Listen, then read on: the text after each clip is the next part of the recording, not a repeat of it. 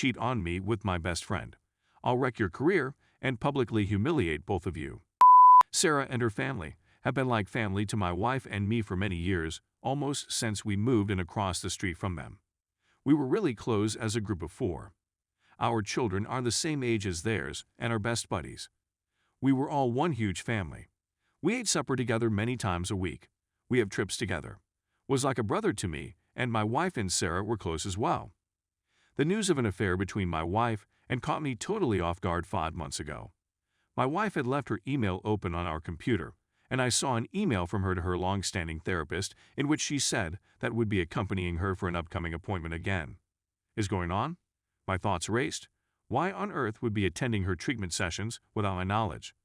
I ran a search and discovered some further emails to and from the therapist, confirming that had been attending sessions with her for around 6 weeks. I examined our phone account and saw that they had been sending hundreds of SMS every day since late summer, culminating at about 500 per day by the holidays. In terms of the holidays, my wife and I hosted both our families, parents, siblings, etc. for Thanksgiving and Christmas dinners, and Sarah joined us for dinner or after dinner on both occasions. My wife and were messaging each other across the room the whole time they were at our home celebrating with our families, according to text records. For months, they did it pretty much every time the 4 of us got together. And just all day, every day in general. But what disturbs me the most is that they were doing it right in front of Sarah and me. When I presented the proof to my wife, she acknowledged that she and had fallen in love. It occurred right now. I'm not sure how, but I adore him and I'm sorry I don't feel anything for you anymore. They'd gone on a school district trip together. Something had occurred in her hotel room, and things had escalated rapidly. She stated as I lay face down on the sofa, unable to look at her, that they had already made preparations to move out and divorce me and Sarah, and that although they didn't intend to move in together right away due to the kids, they would most likely do so soon. Meetings with the therapist were purportedly largely for the purpose of finding a gentle way to break this to me and Sarah, since they were so worried about our well-being.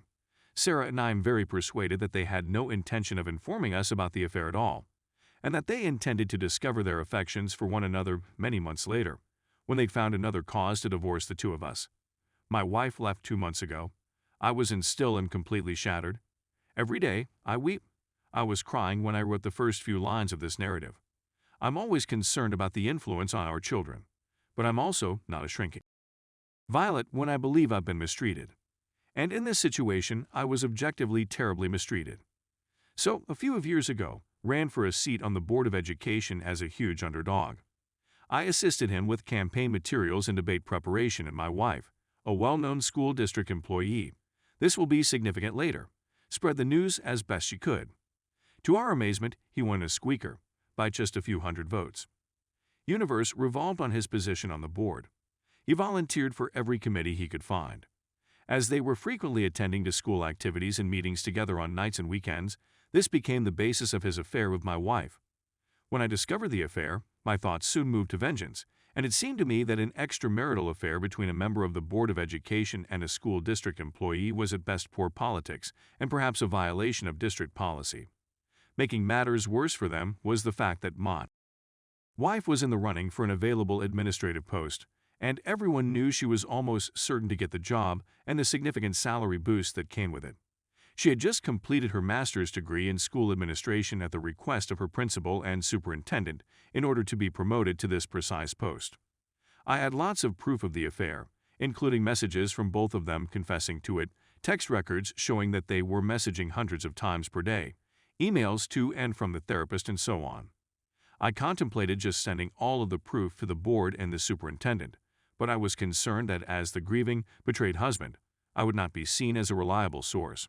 Instead, I made up a bogus, furious buddy who planned on attending the next board meeting and publicly humiliating the 2 of them for their affair. I informed my wife that I'd attempted to talk them down but couldn't promise they wouldn't come up and publicly disgrace them.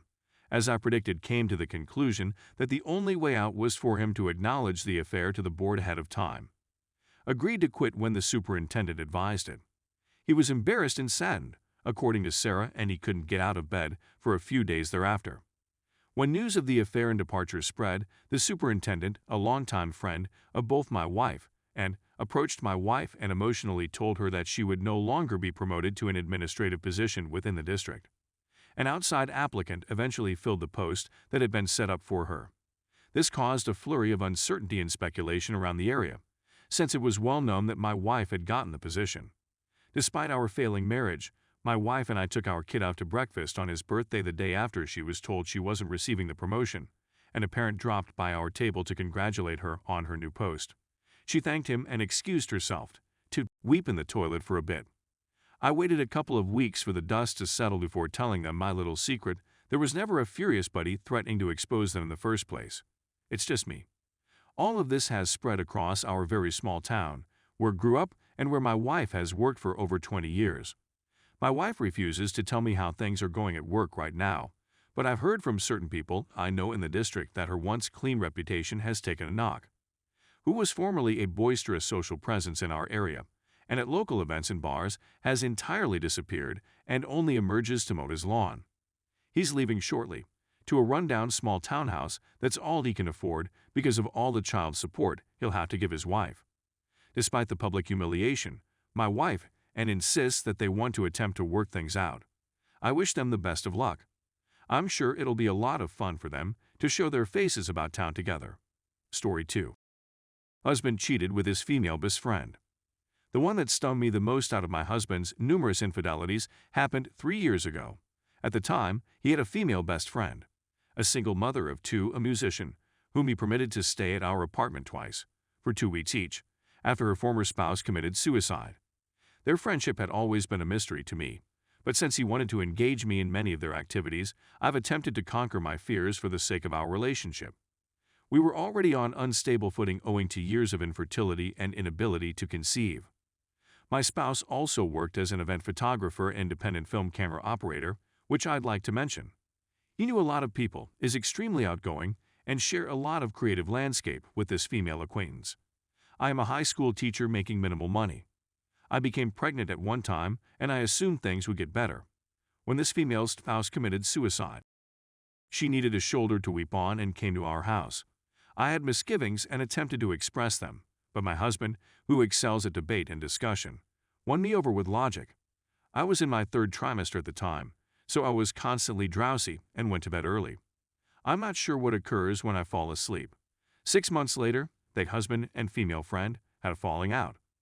I subsequently discovered that my female acquaintance was receiving treatment for her anxiety issue. She provided me screenshots of her and my husband's communication. All of them were hostile from my husband's end, but I observed she purposefully changed her email to avoid seeming guilty. The material is hazy, and I'm not sure whether they had intercourse. Regardless, I'm wounded that he told her he loves her, despite the fact that he made it apparent that my kid and I are a part of his life. At that time, I had lost all respect and faith in my spouse. He felt really sorry and resolved to do better in the future. But he can't explain why those things occurred or why he behaved the way he did. But he accepted full responsibility, erased all of his social media accounts, and ended his contact with this woman. I still wanted to leave him, but I was out of work at the moment. There are no funds and no job to fall back on. I decided to remain till I got my bearings and earned a decent living. This month marks the 3rd anniversary of when these screenshots were taken. I've also recovered professionally and financially, which might be one of the reasons I've revisited these screenshots and all these feelings from the past. So I think I'm confused. Should I follow through on my 3-year-old intention to split from him now that I can? Technically, now financially, or should I simply go on with our relationship? He did not commit another act of adultery, at least none that I know of. I'd say our connection has improved tremendously as well. When this female acquaintance reappeared and chatted with him last year, he immediately informed me. I don't want to solicit feedback from my colleagues, and I'd rather have an impartial outsider evaluate my point of view. Thank you for sticking with me to the finish. I'd welcome any and all suggestions.